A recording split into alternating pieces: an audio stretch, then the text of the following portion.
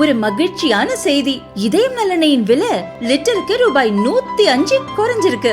September 2023ல 1 litre இதயம் நல்லெண்ணெயின் அதிகபட்ச விலை ரூபாய் 503. ஆனா இப்ப 1 லிட்டர் இதயம் நல்லெண்ணெயின் விலை ரூபாய் 398 மட்டும்தான் தமிழ்நாட்டுல. அப்ப இனிமே எல்லாரும் இதயம் நல்லெண்ணெய் வாங்கலாம். வணக்கம், இது உலகம் என்று.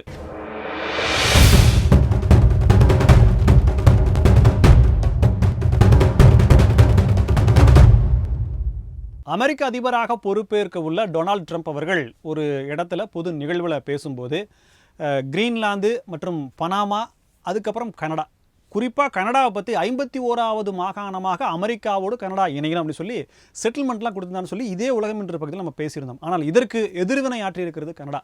இப்படி ஒரு நிகழ்வு நடக்குமாயின் அதற்கான ஆயத்த ஏற்பாடுகளை அமெரிக்க அதிபராக அல்லது அரசியல் மூலமாக அழுத்தம் கொடுக்கப்படுமாயின் அதற்கு கனடாவை நிர்பந்திக்கும் முயற்சிகள் ஈடுபடுமாயின் கனடா பின்விளைவுகளை கண்டிப்பாக திருப்பி அடிக்கும். இரண்டாவது அடி மிகப்பெரிய அடியாக அமெரிக்காவுக்கு கொடுக்கணும்னு சொல்லியே பகிரங்கமான ஒரு எச்சரிக்கையை விடுத்திருக்கு. ஏற்கனவே கிரீன்லாந்து மற்றும் பனாமா கால்வாயெல்லாம் ஏகப்பட்ட எதிர்ப்புகளை சொல்லியிருக்காங்க. அதே போல் அமெரிக்காவினுடைய இந்த முடிவுக்கு கனடாவும் இப்போது எதிர்ப்பை சொல்லியிருக்காங்க. என்னப்பா கனடா, யூஎஸ் எவ்வளோ பெரிய ஆள் தெரியுமா, அவங்களோட தயவு இல்லாமல் இவங்கெல்லாம் இருக்க முடியுமா அப்படின்ற கேள்வி முன் வச்சிங்க அப்படின்னா இங்கே அப்படியே உல்ட்டாவாக இருக்குது. கனடாவினுடைய தயவு தான் அமெரிக்காவிற்கு அதிகப்படியாக தேவைப்படுகிறது அப்படின்றது. குறிப்பாக இந்த விஸ்கி மற்றும் வாஷிங் மிஷின் இதெல்லாம் அமெரிக்காவிலிருந்து கனடாவுக்கு ஏற்றுமதி ஆகுது. அமெரிக்கா கனடாவுக்கு விற்கிறதுன்னு பார்த்தீங்கன்னா இது ரெண்டு தான். நீங்களே யோசிச்சு பாருங்கள், இந்த ரெண்டு பொருட்களும் இல்லைன்னா உலக மக்கள் கனடா மக்கள் உயிர் வாழ முடியாதா? அப்படி கொடுக்கப்படக்கூடிய இந்த விஷயத்துக்குமே 9 லட்சம் கோடி அளவிற்கான கூடுதல் வரியை நாங்கள் விதிப்போம்னு சொல்லி கனடா சொல்லியிருக்காங்க. எதுக்கு? கனடாவை 51வது மாகாணமாக ஆக்குவதற்கான முயற்சிகளில் நிர்பந்தத்தை வச்சிங்க அப்படின்னா இருக்குது. இதை தாண்டி அமெரிக்காவில் தேவைப்படக்கூடிய எரிபொருள், அது கச்சா எண்ணெயாக இருக்கட்டும், எல்பிஜி கேஸாக இருக்கட்டும், இயற்கை எரிவாயு, இன்னும் எந்த விஷயமா இருந்தாலுமே கிட்டத்தட்ட 50%க்கு மேலே, ஆல்மோஸ்ட் 60% கனடாவிலிருந்து தான் அமெரிக்காவிற்கு வருகிறது. 2024 கணக்கெடுப்பின்படி கிட்டத்தட்ட 60% அளவிற்கான இயற்கை எரிவாயுவும் கச்சா எண்ணெயும் கனடாவிலிருந்து தான் கிடைக்குது. நிலப்பரப்பு அளவில் அமெரிக்கா கனடா ரொம்ப அருகாமையில் இருக்குது. ஸோ டிரான்ஸ்போர்ட் சார்ஜ் அப்படிங்கிறதும் அமெரிக்காவுக்கு ரொம்ப கம்மி. இப்படியெல்லாம் நடந்து இதை தாண்டி மின்சாரம், மிக அதிகப்படியான மின்சார தேவையை கனடா தான் பூர்த்தி பண்ணுது. இப்போது லாஸ் ஏஞ்சல்ஸில் மிகப்பெரிய தீ விபத்து ஏற்பட்டுச்சு. அங்கிருந்த அந்த தீயை அணைப்பதற்கான உதவிகளை யார் செஞ்சா? கனடா தானே. அங்கிருந்து வீரர்களையும் அனுப்பிச்சு, வண்டி அனுப்பிச்சு, தண்ணி அனுப்பிச்சு, வேற நாடு உங்கள் நாட்டில் நடந்த அந்த தீ விபத்துக்கான விஷயங்களை உதவிகளை செய்து வருது. ஸோ இந்த அளவிற்கு இருக்கக்கூடிய அந்த கனடாவும் எதிர்வினை ஆற்றியிருக்கிறது. ட்ரம்ப் அவர்கள் ஏதோ போகிற போக்கில் சொல்லிட்டாரு, இனிமேல் இதெல்லாம் செய்ய மாட்டார் அப்படின்ற மாதிரிலாம் இல்லை. அதற்கான முயற்சிகளை அவர் நிச்சயம் எடுப்பார் அப்படின்ற உறுதிப்படப்பட்ட தகவல்கள் கிடைச்சதுனால தான் கனடா இந்த மாதிரியான ஒரு அறிவிப்பை வெளியிட்டிருக்காங்க. மின்சாரத்தையுமே கூட நாங்கள் நிறுத்துவோம் அப்படின்ற மாதிரியான ஒரு விஷயத்தை சொல்லியிருக்கு. என்னடா இது, உலக வல்லரசுக்கு நேர்ந்த சோதனை அப்படின்ற மாதிரி தான் இருக்குது. ஸோ அமெரிக்கா தன்னுடைய அந்த மக்களுக்கான அடிப்படை தேவைகளையும், உலக வல்லரசு அப்படிங்கிறத உண்மையான அந்த ஸ்ட்ரென்தன், வெறும் பணம் மட்டுமே, அமெரிக்க டாலர் மட்டுமே இல்லாமல் தேவைகளை பூர்த்தி செய்யக்கூடிய அளவிற்கான தன்னுடைய மக்களை பார்ப்பதற்கான விஷயங்களை மட்டுமே செஞ்சால் மட்டும்தான் உலக நாடுகளுடைய எதிர்ப்பிலிருந்து அமெரிக்கா தற்காத்து கொள்ள முடியும் அப்படிங்கிற நிலைமை தான் உண்மையான விஷயமா இருக்குது. ஸோ இந்த விஷயத்தை ட்ரம்ப் அவர்கள் தீவிரமாக முன்னெடுத்தார் அப்படின்னா கனடாவினுடைய எதிர்வினையை அவர் எதிர்கொள்வார் அப்படிங்கிறது தான் உண்மை நிலையாக இருக்குது. வங்கதேசத்துக்கும் இந்தியாவுக்கும் இப்போது எத்தகைய சூழல், நட்பு நிலவுது அப்படிங்கிறது உங்களுக்கு தெரிஞ்சிருக்கும். முழுக்க எதிரியாக வங்கதேசம் காட்டிக்கொள்கிறது. குறிப்பாக ஷேக் ஹசீனா வங்கதேச பிரதமராக இருந்தபோது இருந்த நட்பு அப்படிங்கிறது விலகி இப்போது அங்கே இருக்கக்கூடிய அந்த பொறுப்பில் இருக்கக்கூடிய அவருடைய செயல்பாடு அப்படிங்கிறதும் ரொம்பவே கேள்விக்குறியாக இருக்குது. இந்தியாவினுடைய எதிரியாக பார்க்கப்படுகின்ற பாகிஸ்தான் மற்றும் துருக்கி நாடுகளோடு சேர்ந்துக்கிட்டு, குறிப்பாக சீனாவோடலாம் சேர்ந்துக்கிட்டு பல வகையான இந்தியாவிற்கு எதிரான செயல்களில் ஈடுபடுகிறார் அப்படின்ற விஷயம்லாம் வந்தது. ஆனால் இதையெல்லாம் தாண்டி ரஷ்யா அதிநவீன ஹெலிகாப்டரை வங்கதேசத்துக்கு வழங்குது அப்படின்னா இந்தியாவுக்கு எதிரான, இந்தியாவோட முதுகில் குத்தக்கூடிய வேலையை ரஷ்யா செய்தா? என்னப்பா நட்பு நாடு, எல்லா காலகட்டத்திலையுமே எல்லா இடர்பாடான சூழ்நிலைகளுமே நமக்கு உற்ற தோழனாக இந்த ரஷ்யாவை அப்படி பண்ணுது அப்படின்ற கேள்வி வரும். முழு விவரங்களையுமே பார்க்கலாம். என்னென்னா Mi-171A2 அப்படின்ற ஹெலிகாப்டர் தான் பங்களாதேஷுக்கு ரஷ்யா கொடுக்கறதாக சொல்லப்படுது. இது ரஷ்யாவில் இருக்கக்கூடிய ரோஸ்டக் அப்படின்ற நிறுவனம் தான் இருக்குது. இது ரஷ்ய அரசாங்கத்தினுடைய ஒரு துணை நிறுவனம் தான். ரஷ்ய அரசாங்கத்தினுடைய நிறுவனமாக பார்க்கப்படும் இது ரஷ்ய அரசாங்கத்துக்கு, ரஷ்ய இராணுவத்திற்கு தேவையான உபகரணங்களை, ஆயுதங்களை தயாரித்து கொடுக்கக்கூடிய ஒரு நிறுவனம் தான்.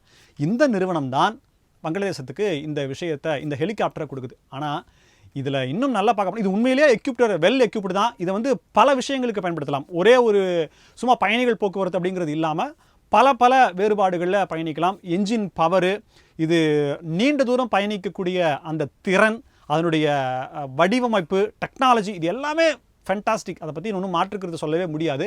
ஆனால் இந்த நேரத்தில் இந்தியா பங்களாதேஷ் நட்புறவு இல்லாத இந்த நேரத்தில் ரஷ்யா ஹெலிகாப்டரை பங்களாதேஷ் கொடுத்துச்சுன்னா அதை இந்தியாவிற்கு எதிரான வேலைகளில் ஏன் பங்களாதேஷ் பயன்படுத்தாது அப்படிங்கிற கேள்வி இங்கே எழுது. ஆனால் இந்த ஒப்பந்தம் அப்படிங்கிறது வங்கதேச பிரதமராக ஷேக் ஹசீனா அவர்கள் இருந்தபோது இந்தியாவினுடைய ரெக்கமெண்டேஷன்ஸ், இந்தியாவினுடைய பரிந்துரையின் அடிப்படையில் ரஷ்யா கிட்ட சொல்லி, நம்ம நாடு தாங்க, நமக்கு தெரிஞ்ச நாடு தாங்க, நீங்கள் எப்படியாவது பார்த்து பண்ணுங்க அப்படின்ற மாதிரி சொல்லி அந்த ஒப்பந்தம் போடப்பட்டு அந்த வேலைகள் இது பல ஆண்டுகளுக்கு முன்னாடியே நடந்து ஒப்பந்தம் போடப்பட்டு அது ப்ரொடக்ஷன் ஆகி இப்போ அது டெலிவரி பண்ண போகிறாங்க அப்படின்றதான் உண்மையான தகவலாக இருக்குது. ஆனால் துருக்கி நாட்டில் டேங்கர், அதிநவீன டேங்கரை இவங்க வாங்குறாங்க. ஸோ பங்களாதேஷ் தன்னுடைய இராணுவத்தை பலப்படுத்துகிறது. அதற்கு முக்கிய காரணம் இந்தியாவை எதிர்ப்பதாக தான் அப்படின்ற மாதிரியான விஷயங்கள் சொல்லப்படுது.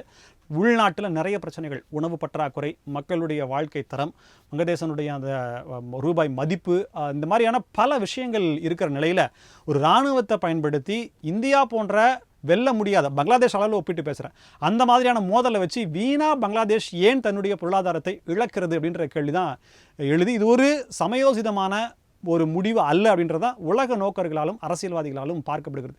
இதுக்கு உதாரணமாக நிறைய நாடுகள் இருக்குது. ஸ்ரீலங்கா போர்னால என்னாச்சு, பாகிஸ்தான் போர்னால என்னாச்சு, இன்னும் மாலத்தீவு அதிபர் அவர் சொன்னார், அவர் என்ன பண்ணாருன்றதில்ல.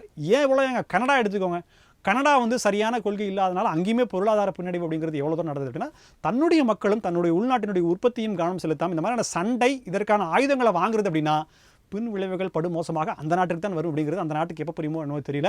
ஆனால் பங்களாதேஷ் இது மாதிரியான வேலைகளை செய்து ரஷ்யா ஹெலிகாப்டர் கொடுக்கறதுக்கு பின்னாடி இருக்கக்கூடிய உண்மை இதுதான். ஆப்கானிஸ்தான் பாகிஸ்தான் மோதல் அப்படிங்கிறத நம்ம கடந்த முறையே பார்த்தோம்.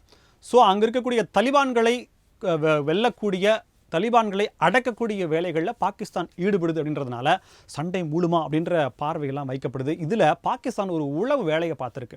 ஆப்கானிஸ்தானில் இருக்கக்கூடிய ஏரோட்ராம், அந்த விமான நிலையங்கள் இருக்கு இல்லைங்களா, அங்கே தன்னுடைய அதிகாரியை உட்கார வச்சு விமானங்கள் எந்த பாதையில் போகுது, எந்த நேரத்தில் போகுது, எப்போல்லாம் போகுது, இன்னும் வேறு எங்கெங்கிறது தகவல்கள்லாம் கிடைக்குது, இப்படின்ற விஷயங்கள் எல்லாமே விமான நிலையத்தில் ஒரு உயர் அதிகாரியாக இருக்கக்கூடிய ஒரு நபரின் மூலமாக பாகிஸ்தான் தகவல்களை பெறுகிறது அப்படின்ற ஒரு விஷயத்தை பாகிஸ்தானும் கண்டுபிடிக்கல, ஆப்கானிஸ்தானில் இருக்கிற தலிபான்களும் கண்டுபிடிக்கல, இந்தியா கண்டுபிடிச்சி தாலிபான்களுக்கு ஒரு எச்சரிக்கை பதிவு சொல்லியிருக்கு.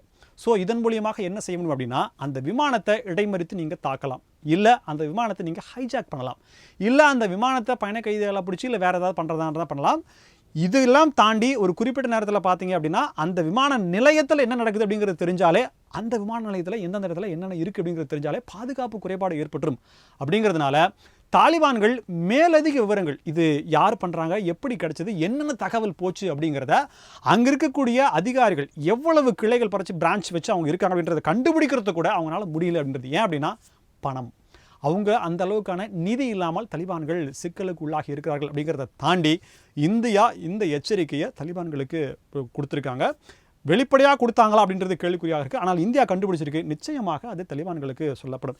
எந்த ஒரு நாட்டிலையுமே அந்த விமான நிலையத்தில் நடக்கக்கூடிய அந்த விஷயங்கள் எல்லாமே ரகசியமாகத்தான் வைக்கப்படும். ஏன்னா இது தெரிஞ்சது அப்படின்னா எதிரி நாடுகளாலேயோ இல்லை வேண்டாதவர்களாலேயோ சதிகாரர்களாலேயோ எந்த வகை பாதிப்பு வரும் அப்படிங்கிறது யூகிச்சு கூட பார்க்க முடியாது. அப்படிங்கிறதுனால தலிபான்களுடைய மொத்த நாட்டினுடைய பாதுகாப்பு அப்படிங்கிறது கேள்விக்குறியாக இருக்குது. தலிபான்கள் உஷாராகியிருக்காங்க.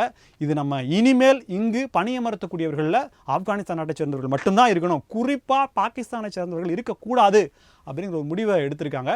ஸோ தலிபான்கள் பாகிஸ்தான் அப்படிங்கிறதும் சண்டை அப்படிங்கிறதும் ஆயுதம் ஏந்தி சண்டை அப்படிங்கிறதையும் தாண்டி வேறு வடிவில் உளவு ரீதியிலையும் ஆரம்பமாகியிருக்கு.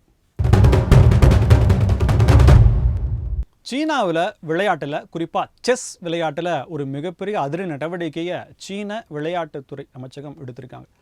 அது என்னன்னு சொல்ல போனீங்கன்னா, நம்மளுடைய செஸ் விளையாட்டில் கிராண்ட் மாஸ்டர்களாக இந்தியாவை சேர்ந்தவர்கள் அதிகமாக வளம் வருவதும், உலக அரங்கில் இந்தியாவினுடைய மதிப்பு அப்படிங்கிறது உயர்வதையும் நம்ம பார்க்குறோம். சில வருடங்களுக்கு முன்பு சீனாவை சேர்ந்தவர்களுமே அது ஆதிக்கம் செலுத்தினாங்க. அப்படி தேர்ந்தெடுக்கப்பட்ட 3 கிராண்ட் மாஸ்டர்கள் மேலே வாழ்நாள் தடை அப்படின்றதும் விதிக்கப்பட்டிருக்கு. இன்னும் 38 பேருக்கு கடுமையான அபராதம் அப்படின்றதும் சில நாட்கள் போட்டிகள் இருந்து விளையாடுவதற்கான தடை அப்படிங்கிறது விதிக்கப்பட்டிருக்கு. சரி, இதெல்லாம் ஏன் அப்படின்றது இது ஒரு மிகப்பெரிய நடவடிக்கையாக பார்க்கப்படுது. விளையாட்டுத்துறையில் இப்படி நடக்குமா அப்படின்றது சொல்லப்படுது. ஷியாங்கி அப்படின்ற மாதிரி சொல்கிறாங்க.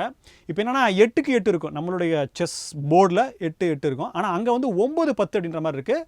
2000 வருஷத்துக்கு பழமை பெற்ற ஒரு விளையாட்டாக அங்கே அது பார்க்கப்படுது. விளையாட்டில் குறிப்பாக ஒலிம்பிக்லலாம் சீன வீரர்கள் எந்த அளவுக்கு ஆதிக்கம் செலுத்துவாங்க அப்படின்றது உங்களுக்கு தெரிஞ்சிருக்கும். ஆனால் இந்த செஸ் விளையாட்டில் அவங்க நிறைய முறைகேடுகளில் ஈடுபட்டிருக்காங்க அப்படின்றத இப்போ கண்டுபிடிச்சிருக்காங்க. ஏன் இந்த முறைகேடை செய்கிறாங்க அப்படின்னு சொல்லி பார்த்தீங்கன்னா, ஒருத்தர் கிராண்ட் மாஸ்டர் ஆகிட்டார் அப்படின்னா அவருக்கான போட்டிகளில் கலந்துக்கக்கூடிய ஊதியம் இன்ன பிற படிகள் அப்படிங்கிறது சலுகைகள், அரசாங்கத்தினுடைய சலுகைகள் அப்படிங்கிறதுமே ரொம்ப அபரிமிதமாக இருக்குமாமா. இதை பெறுவதற்காக அவங்க இந்த மாதிரியான முறைகேட்டில் ஈடுபட்டாங்க. தன்னை எதிர்த்து போட்டியிடக்கூடியவர்களுக்கு பணம் கொடுத்து வேணும்னு நீ தோத்து போப்பா, மேட்ச் ஃபிக்ஸிங் மாதிரி நினைக்கிறேன், இந்த மாதிரியான விஷயங்கள் நடந்திருப்பதற்கான ஆதாரபூர்வமான தகவல்களை அரசாங்கம் எடுத்து நடவடிக்கையே எடுத்திருக்காங்க. ஸோ இது ஒரு சீன செஸ் விளையாட்டில் ஒரு மறுசீரமைப்பாகவே பார்க்கப்படுது. 3 கிராண்ட் மாஸ்டர்களுக்கு வாழ்நாள் தடை அப்படிங்கிறதுமே ஒரு அதிர்ச்சிகரமான தகவல்.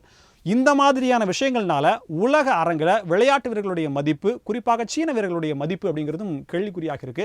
சொந்த நாட்டிலே நடவடிக்கை எடுக்கப்பட்டாலும் உலக அளவிலான போட்டிகள், பல நாடுகள் பங்கேற்கக்கூடிய போட்டிகளில் இவங்க எந்த மாதிரி நடந்துக்குவாங்க அப்படின்ற ஒரு எச்சரிக்கை பதிவாகவும் உலக விளையாட்டு அரங்கில் முன்வைக்கப்பட்டிருக்கு. இருந்தாலும் சீனா தன்னை உலக அரங்கில் முன்னிறுத்திக் கொள்வதற்கான நடவடிக்கையாக பார்க்கப்பட்டாலும் தவறு செய்திருக்கிறார்கள், அதனால தான் நடவடிக்கை அப்படின்றது தான் எடுத்துக்கொள்ளப்படுது. இதுபோன்ற உலக நிகழ்வுகளின் உண்மை செய்திகளை உடனுக்குடன் தெரிந்து கொள்ள இணைந்திருங்கள் தினமலருடன். இது உலகம் இன்று. நன்றி நேயர்களே.